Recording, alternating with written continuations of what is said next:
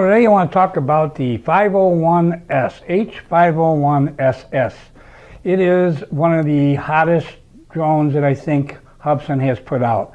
Why I say that? Because it's probably 5 or 6 years old that they've been making it, and they're still making them, they're still selling them, and they have came down in price, and they're still competing with the multitude of drones on the market today. For higher, for less, they still have their place.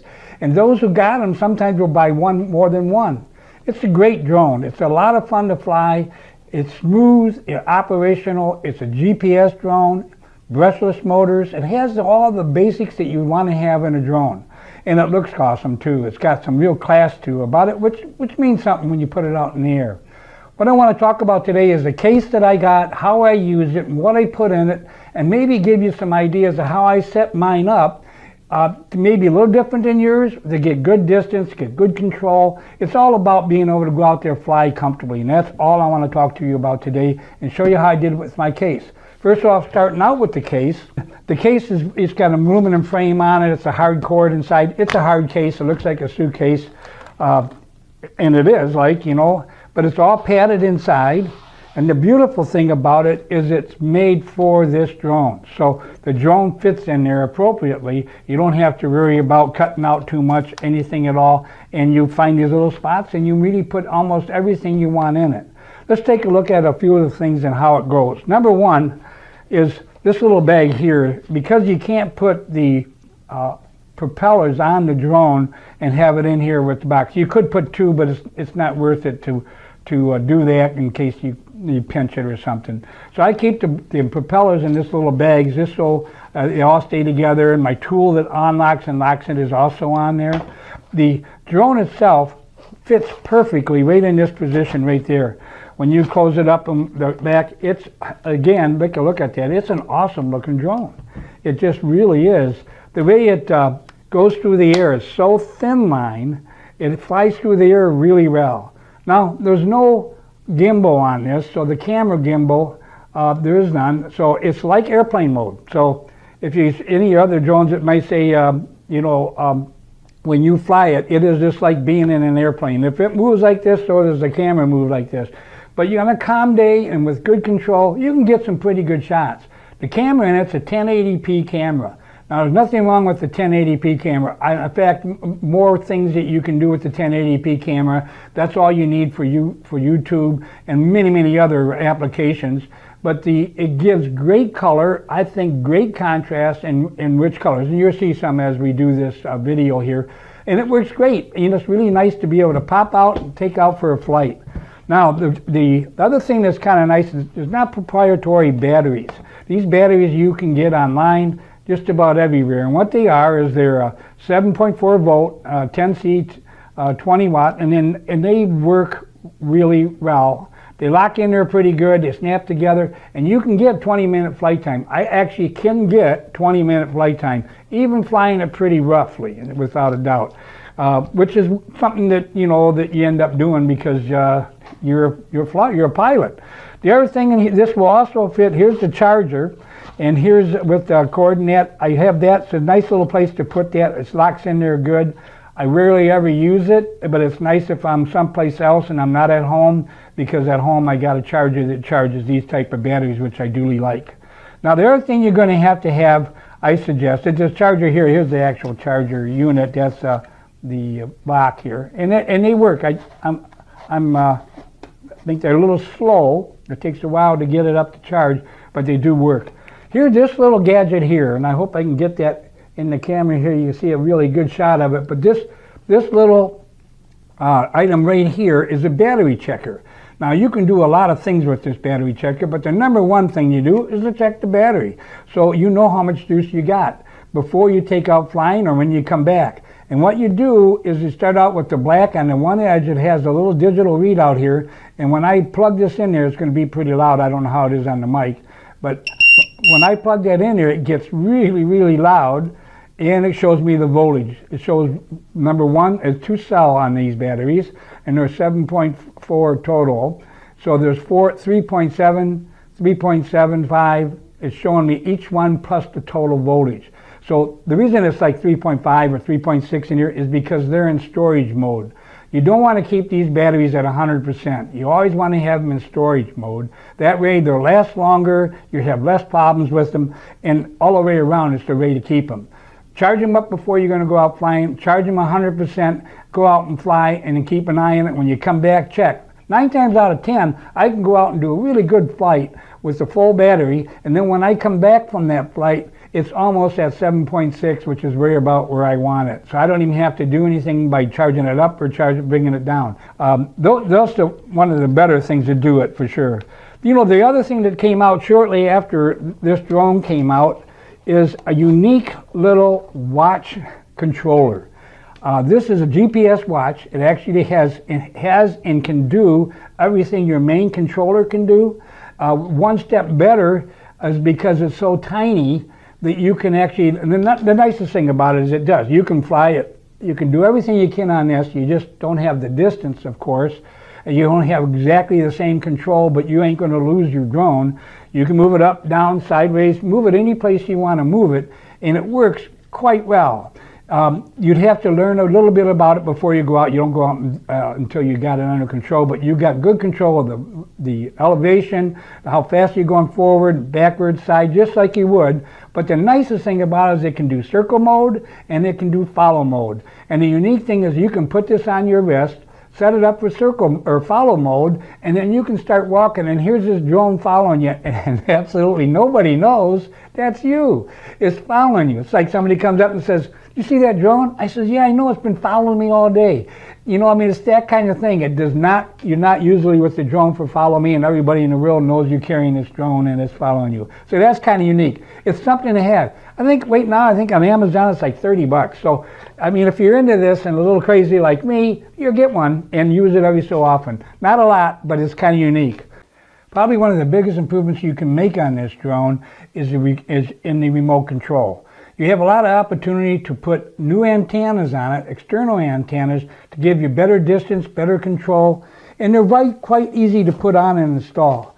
Most people, you can actually buy a kit now that will add these antennas to your drone, and there's probably 100 videos on how to do it on YouTube, without a doubt, and they all will help you all through the steps. There is one thing, though, that I want to show you that I did differently than what others have done.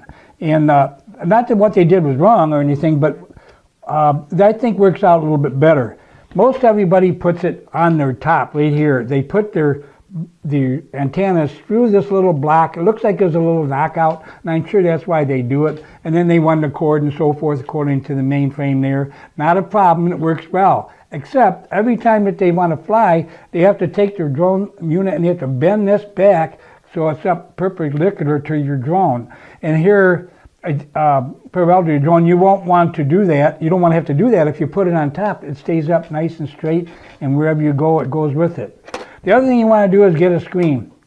This screen was additional. It comes with a screen, but it comes with a screen that you can't really put in the case, and it's difficult. So this screen is like only $10 or whatever, but really helps a lot. I also made what I call a chimney that slides over this, and now it gives a little depth. So I'm really in a bright day, it's kind of hard to see that screen for sure, and then you can see the depth or the height, the altitude you're at, and how far away. You can catch a lot of things that you wouldn't need. You'll be able to get that shot.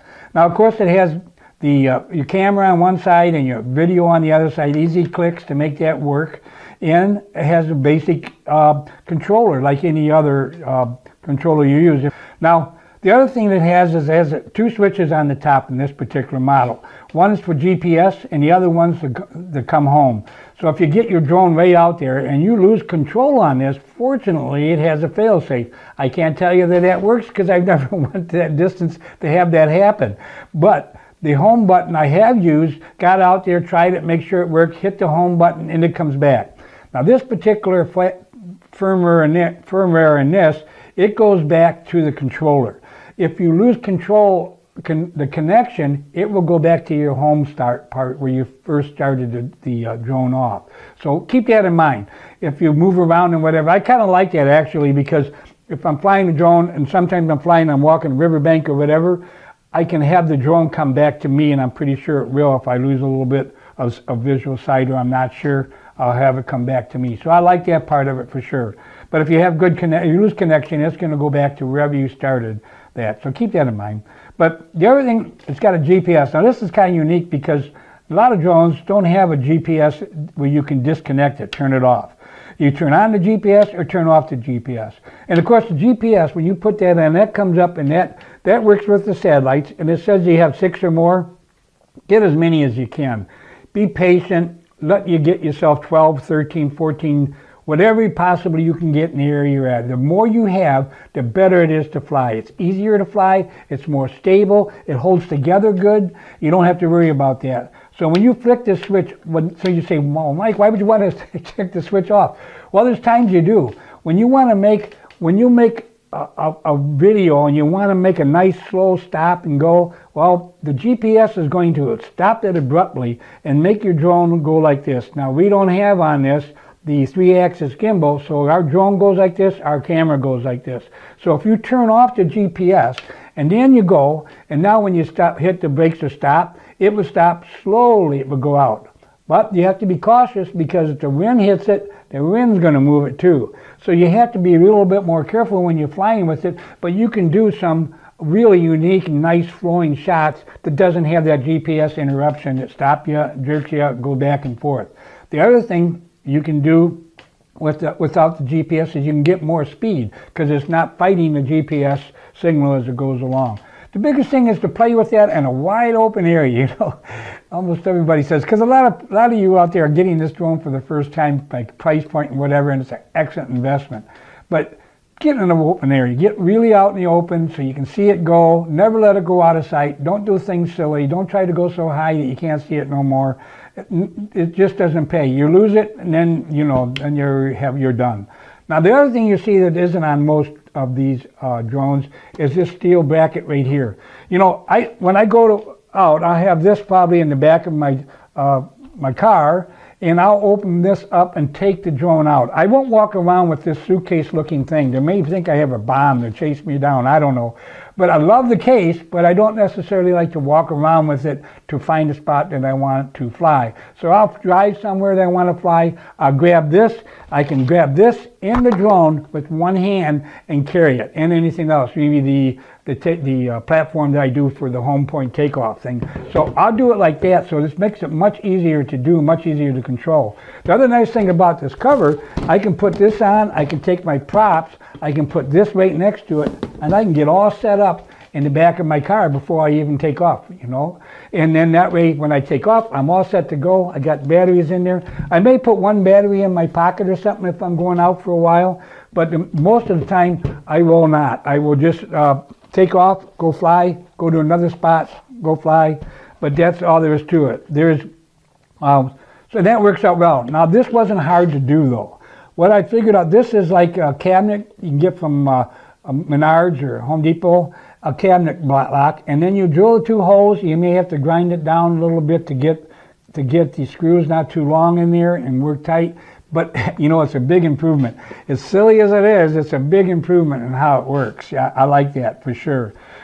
One thing about the props on this is good and bad. You need to have them balanced. Now, there's a number of balancing prop apparatuses that you can have. And in another video, if anybody is interested in it, just ask me and I'll make one on how to balance your props either with homemade DIY item or buying one that I think is real good to work with. And I bought one because I have a number of props that can be balanced, so it made it worthwhile for the investment.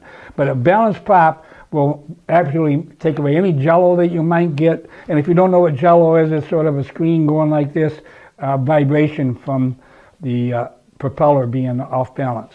So that's the basics. Now, the only other little thing I got is I do have a strap here. If I wanted to hang on around my neck, I have a strap here that I can put through my wrist, you know, and hold it so I wouldn't lose it or drop it or something if I was running, that kind of thing. So basically that's it. So if you've been thinking about getting this drone, and I know there's a lot of competition and a lot of good competition, but I tell you what, this still holds its own. If you can get it and get it at a good price, I've seen it as low as $150. I know the new model has, I think what they call it the A model. It's with an X on it on the front. That is pretty much all Wi-Fi, has a different controller. You use your phone with it and that. But you know what? That's one of the advantages that I like about this drone. I don't have to grab my phone. I don't have to grab anything else to go with it. I can take off. It's here. I don't have to grab a cable. I don't have to do anything. I grab this, I grab that, and I go out flying. Now that's nice. That's really very nice. Well, hopefully this helped, and I encourage you to maybe take a chance on the Hubsan 501S. I like it. I think you might too. Thanks for watching.